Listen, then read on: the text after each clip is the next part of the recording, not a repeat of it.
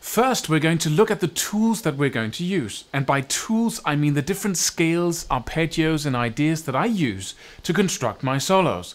The blues scale, of course, is the most basic of all these tools, but then we're going to add all sorts of cool things on top of that to give ourselves more options when we play. This first part is about the actual notes that you can use and how to group and arrange them so that they give you different sounds that you can produce. In this section, I'm also going to give you some easy ways to implement 3 notes per string scale shapes into your playing, and I'm going to show you a way to become comfortable with them really quick. I'm also going to show you a way to know what tool to use over what chords, and give you a practice routine that will enable you to always choose the right notes over the right chords without having to think about it all.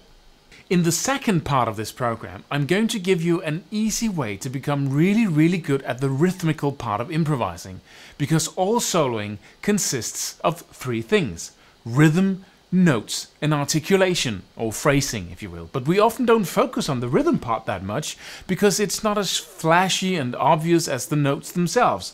But when you master this part and has an easy system for doing it, you will number 1 have so much more fun improvising, and number 2 be able to create solos that are way more interesting than else.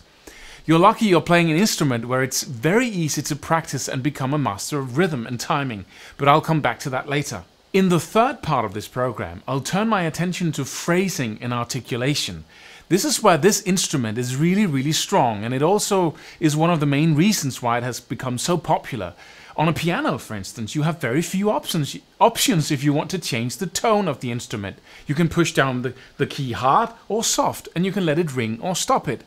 That's it. But on an electric guitar you can bend, vibrate, slide, and even change the tone of the actual note in so many ways.